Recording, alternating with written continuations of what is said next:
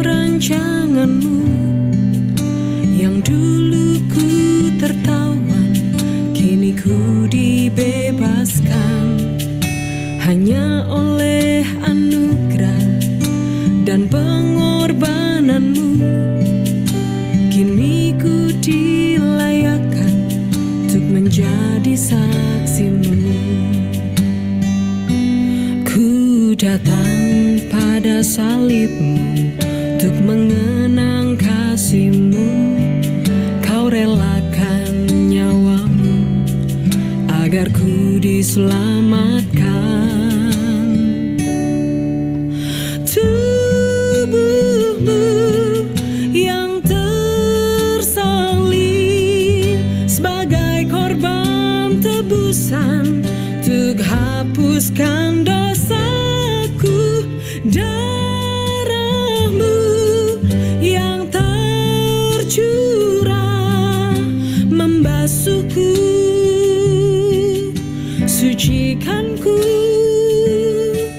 Tiada kasih yang melebihi pengorbananmu di atas Kalvari.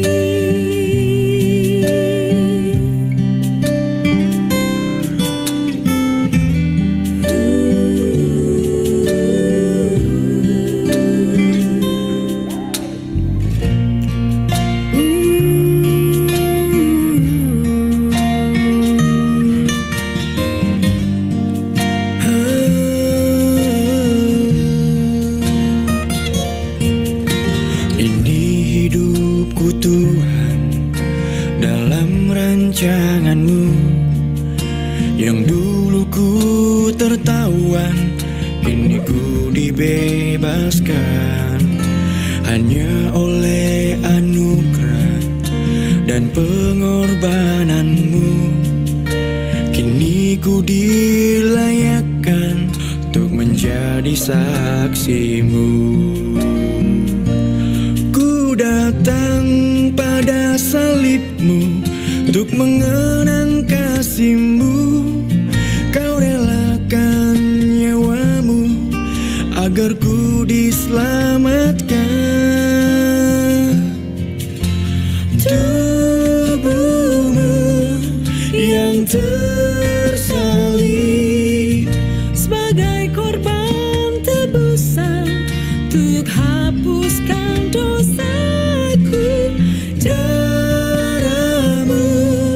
Yang tercurah membasuhku, sucikanku. Tubuhmu yang tersalib sebagai korban tebusan untuk hapuskan dosaku.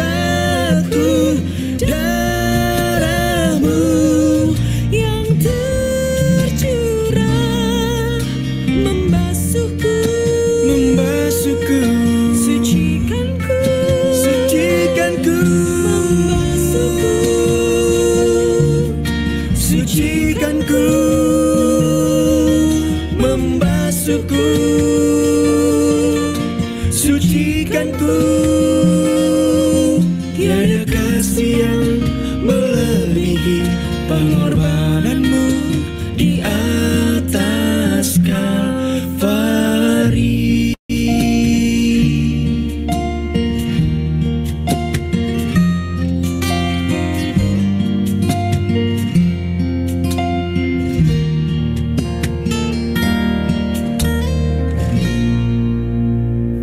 Haleluya, shalom Bapak Ibu Saudara yang saya kasihi.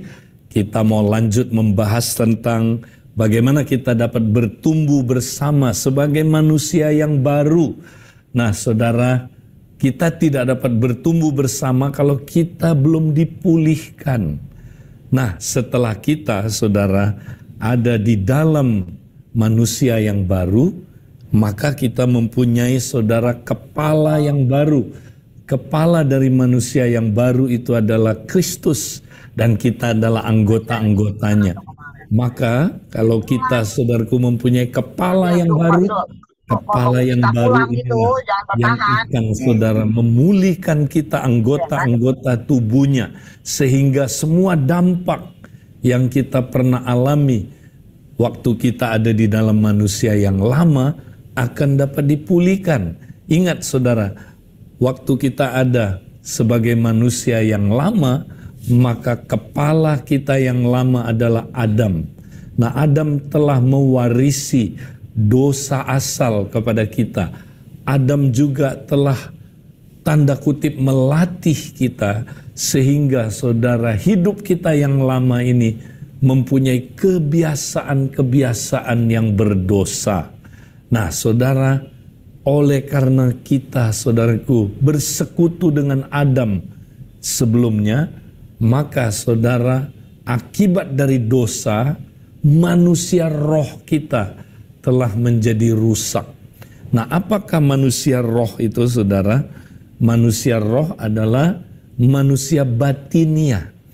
Itu adalah, saudara, termasuk roh kita, kemudian pikiran kita, emosi kita, kehendak kita, hati nurani kita, dan termasuk memori bawah sadar kita. Itu adalah manusia batinnya atau manusia roh yang tidak kelihatan.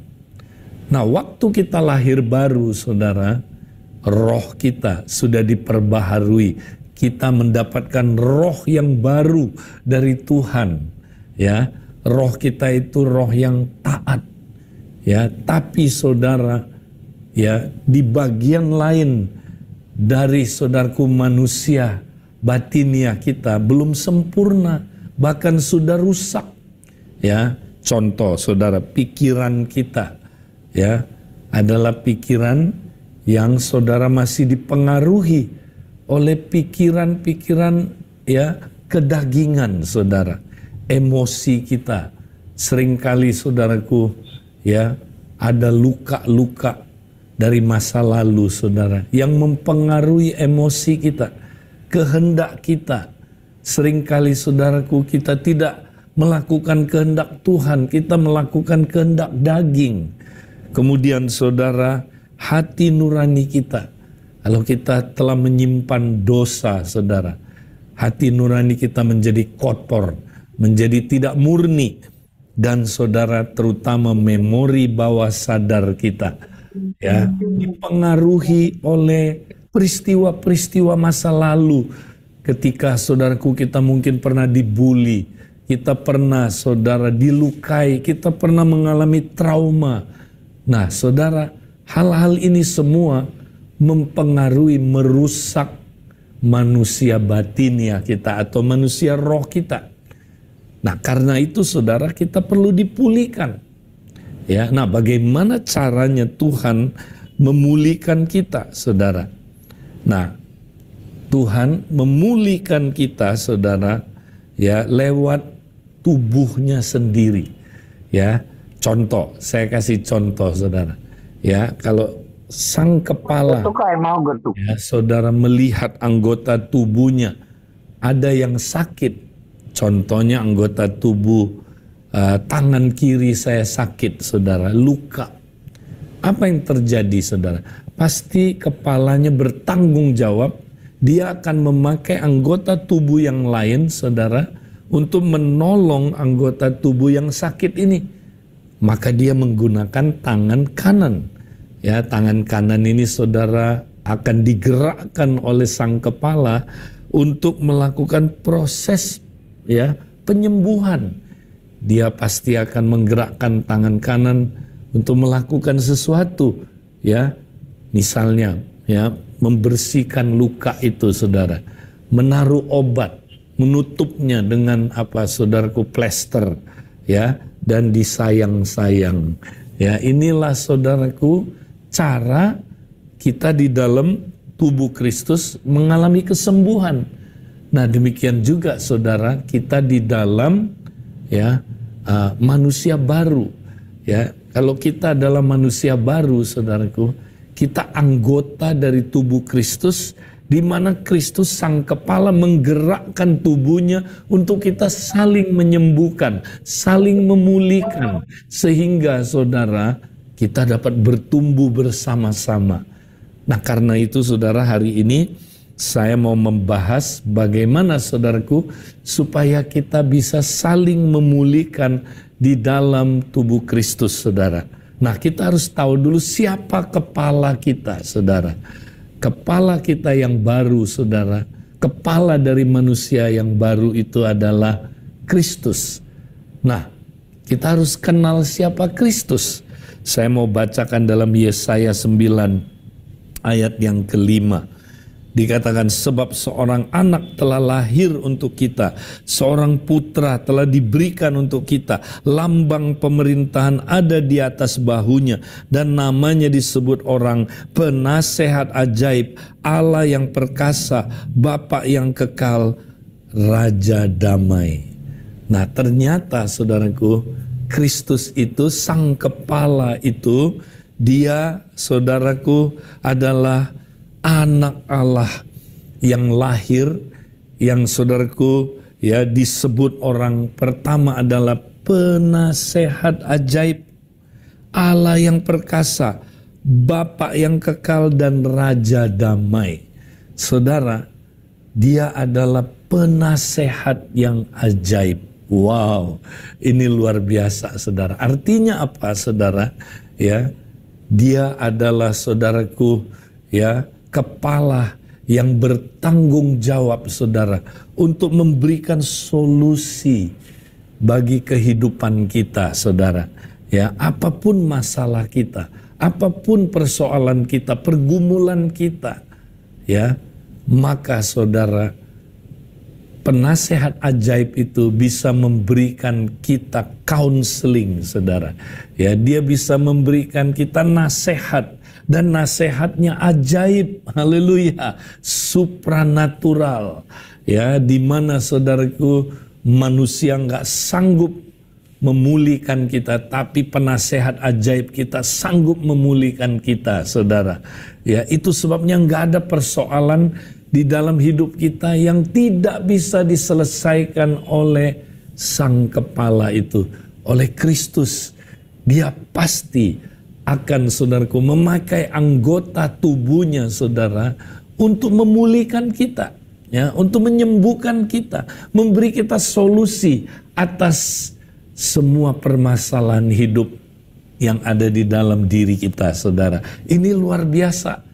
Nah, karena itu saudaraku, mari ya kita datang kepada Kristus sang kepala yang adalah penasehat ajaib. Ya, dan dia mau saudaraku memulihkan kita semua. Haleluya. Nah, saudara, bagaimana caranya saudara kita bisa dipulihkan oleh penasehat ajaib itu, saudara? Kalau kita, saudara, bisa mendengar suaranya. Ya, ingat saudara, seorang murid itu adalah seorang pemagang. Ya, pemagang itu dia bisa mendengar suara gurunya. Ya, atau suara gembalanya. Masih ingat saudaraku, Tuhan Yesus adalah gembala kita, betul? Nah, karena itu saya mau bacakan saudara apa kata Yohanes 10 ayat 27, domba-dombaku mendengarkan suaraku dan aku mengenal mereka dan mereka mengikut aku. Nah, ingat saudara, kalau kita adalah dombanya, ya, maka apa yang ciri-ciri domba itu, saudara? Di sini dikatakan domba itu pertama mendengar suaraku. Ya, domba itu dengar suara gembalanya, saudara. Ya, dan katanya gembalanya mengenal mereka dan mereka mengikut gembalanya, saudara. Ikut terus kemana dia pergi. Ya, domba-dombanya gembalanya mengenal dombanya dan domba-dombanya, saudara, mendengar suara gembalanya. Jadi kalau saudara domba, saudara pasti bisa dengar suara Tuhan. Kecuali saudara bukan domba, ya, kambing. Nah, kambing itu gambaran orang yang belum mengenal Tuhan, saudara.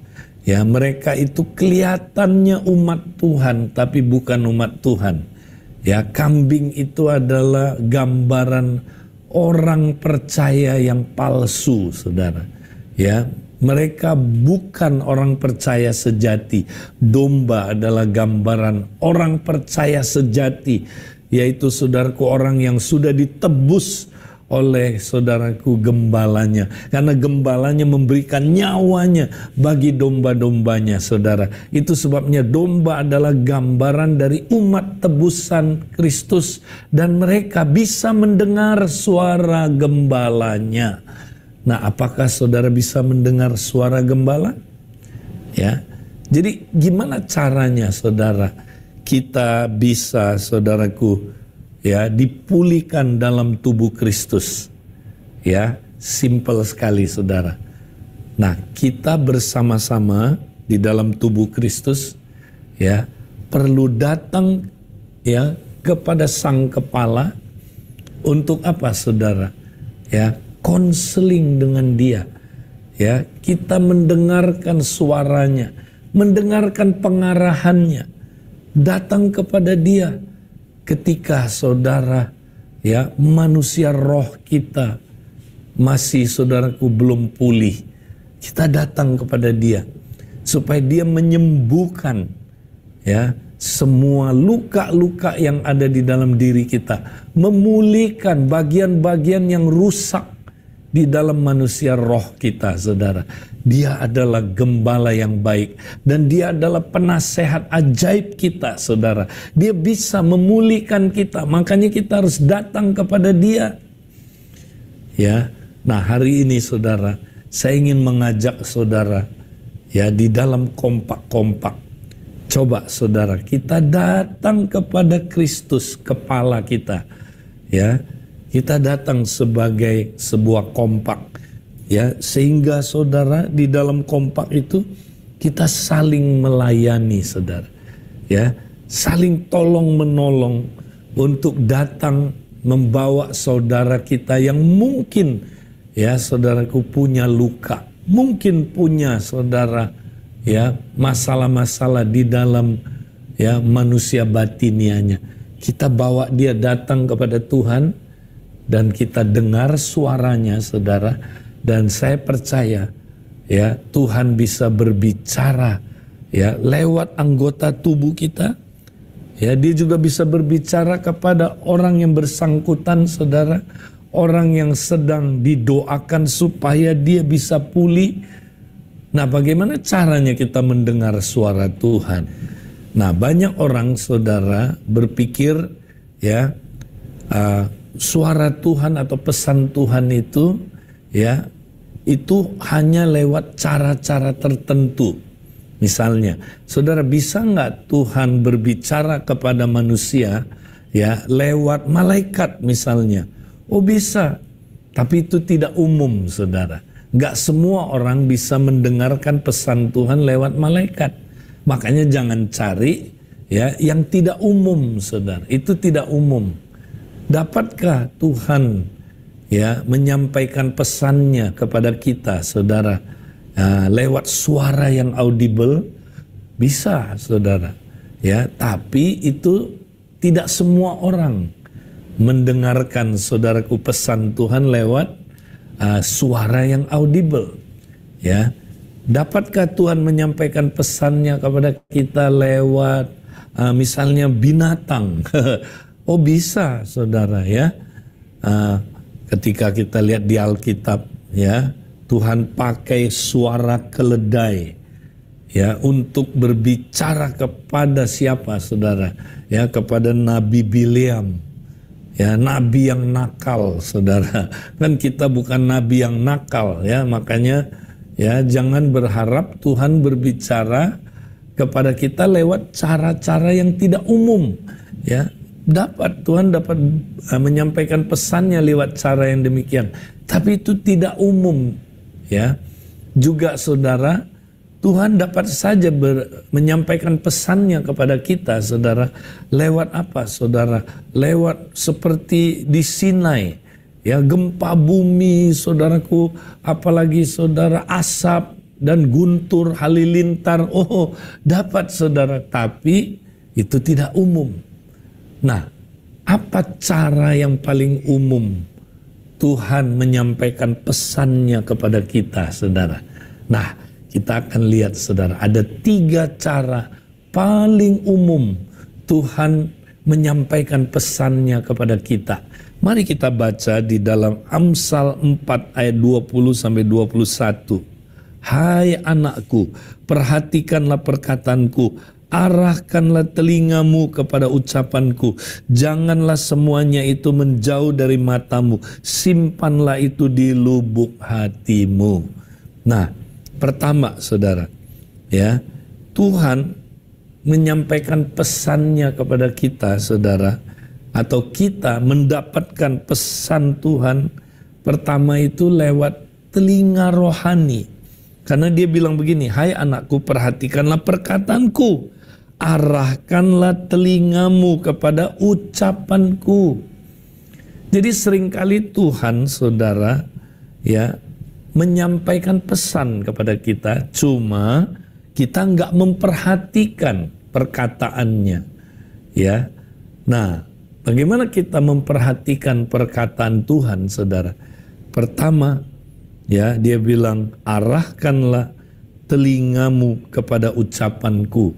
Jadi cara Tuhan berbicara kepada kita yang pertama, saudara, ya, adalah lewat telinga rohani. Ya. Nah, apa itu telinga rohani, saudara? Misalnya, saudara lagi doakan orang. Nah, tiba-tiba, saudara, ada kata-kata yang muncul, kata-kata spontan. Ya, misalnya bingung, tertolak. Ya, misalnya saudara masa depan, tentang keluarga misalnya, saudara. Ya, atau tentang sesuatu, saudaraku, kata-katanya muncul tiba-tiba spontan.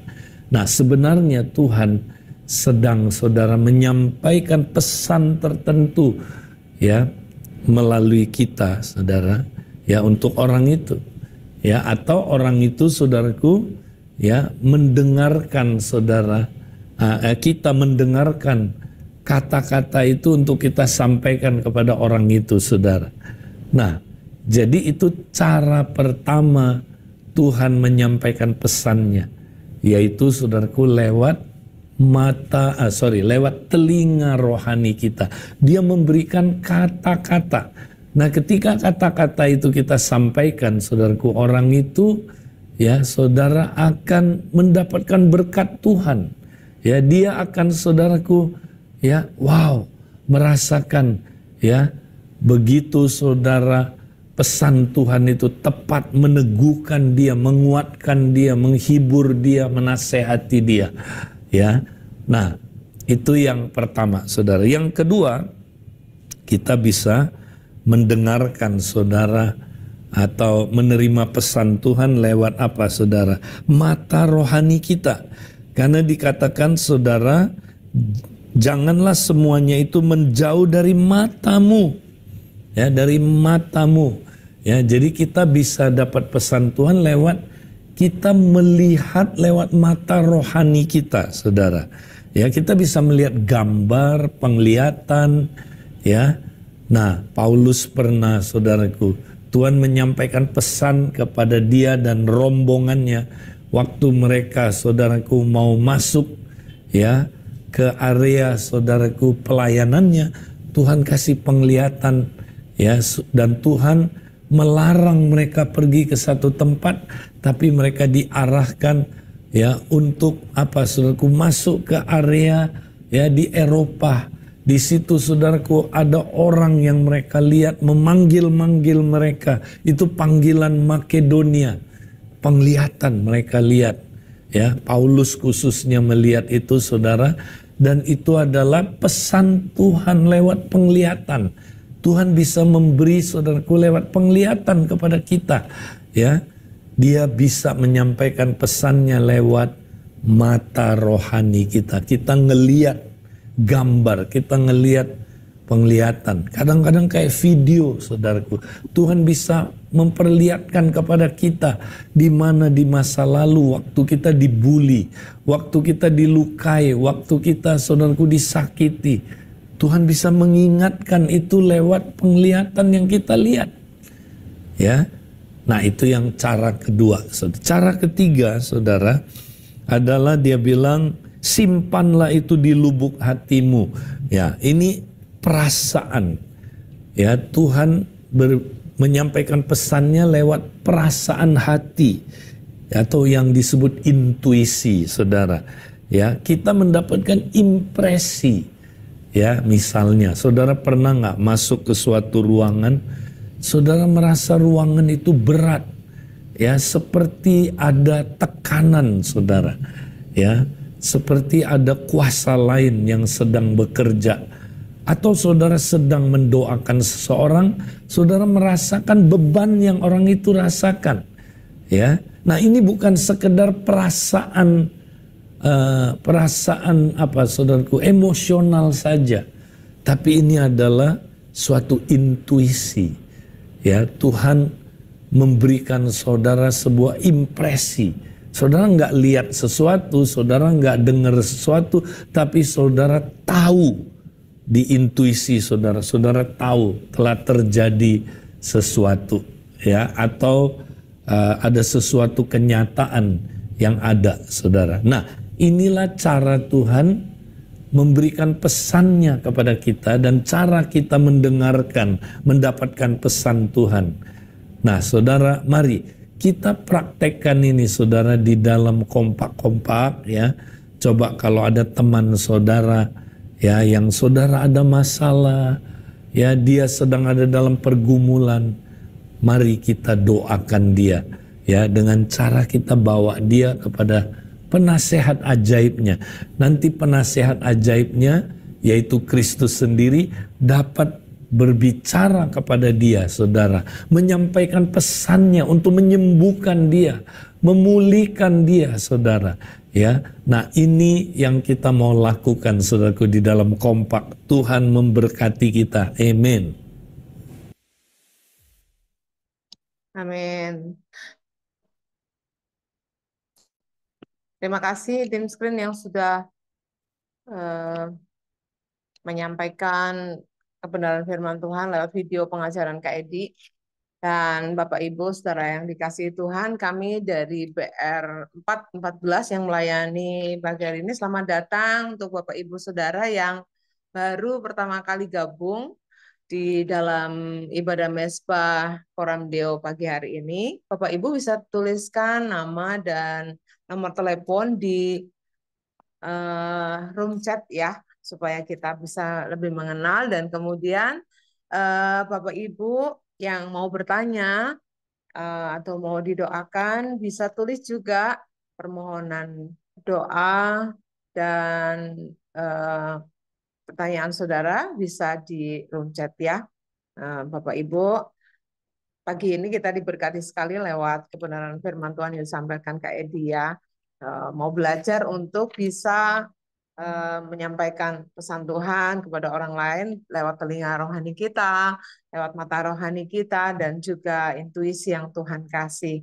Ya, Bapak Ibu, mungkin hari ini nggak seperti biasa, ya, karena ada beberapa saudara kita yang sedang ada acara di Bali, dan kita terus aku doakan supaya mereka juga boleh alami terobosan di dalam acara di Bali, ya, baik lewat pria sejati maupun wanita bijak, dan juga acara-acara yang lain ada di sana. Mari Bapak Ibu, dan sekali lagi mohon maaf kalau di kesempatan pagi hari ini tidak ada kompak di BR masing-masing seperti biasa, tetapi Bapak Ibu bisa lakukan kompak lewat video call atau WA call masing-masing janjian, ya, di BR-nya. Oke. Adakah yang mau bertanya atau kita akan tutup saja? Oke. Baik.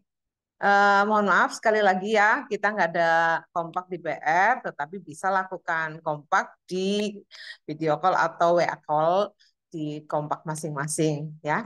Kita akan tutup ibadah mesbah pagi Koramdeo pagi ini. Kita akan sama-sama berdoa dan jangan lupa untuk kita doakan saudara-saudara kita yang sedang ada di Bali, yang eh, ada di Bali sedang melakukan ya pelayanan, akan ada beberapa di antara mereka juga sedang eh, pelayanan di sana ya. Kita akan doakan. Baik Bapak Ibu, kita akan berdoa. Bapak yang baik, kami mengucap syukur pagi hari ini. Terima kasih untuk pengajaran firman Tuhan yang sudah disampaikan Kak Edi lewat video, sekalipun lewat video, kami boleh menerima dengan jelas apa yang Tuhan sampaikan untuk setiap kami, boleh menjadi Tuhan pelaku-pelaku firman-Mu dan menyampaikan apa yang menjadi pesan-pesan-Mu buat setiap orang-orang yang kami layani, lewat telinga rohani kami, lewat mata rohani kami, dan perasaan, impresi-impresi yang Tuhan kasih, supaya setiap kami boleh juga menjadi pribadi yang lebih peka, mendengar suara-Mu, melihat apa yang Tuhan sampaikan, sehingga kami boleh menjadi berkat buat orang-orang yang kami layani. Pagi hari ini kami berdoa, Tuhan, untuk setiap saudara-saudara kami yang sedang melayani di Bali, dari tanggal 1 sampai 3 Mei ini, Tuhan, Engkau memberkati setiap acara demi acara, supaya boleh berjalan dengan baik. Dan cuaca Tuhan kendalikan, sehingga boleh Tuhan berikan cuaca yang terbaik, sehingga semuanya boleh berjalan lancar, dan setiap peserta, setiap panitia boleh dilawat Tuhan, mengalami Tuhan, sehingga acara itu boleh berjalan dengan baik, alami terobosan, dan nama Tuhan dipermuliakan, Bali dipenuhi dengan kemuliaan Tuhan. Terima kasih Bapak, mengucap syukur kepadamu, terima kasih untuk penyertaan-Mu untuk hari ini. Berkati tim PR 414 yang melayani pagi hari ini dan seluruh partisipan, kami semua boleh mengalami Tuhan sepanjang hari ini bersama Tuhan, alami kemenangan, dan kami percaya Tuhan Engkau ada di dalam setiap langkah-langkah kami. Kami mengucap syukur di dalam nama Tuhan Yesus Kristus. Haleluya. Amin. Terima kasih Bapak Ibu. Thank you Silakan. semuanya. Ya, Terima kasih Ci Indah. Terima kasih teman-teman WR 04 semuanya. 14. Tuhan berkati, selamat beraktivitas. Terima kasih semua Ibu Indah. Makasih Bu Indah. Terima kasih. Pemberitahuannya. Tuhan berkati. Terima kasih Bu Indah. Tuhan memberkati. Halo Bu Elis, Julia, selamat pagi. Pagi Bu Elia, Bu Selamat Elia. pagi. Oke. Bu Elia.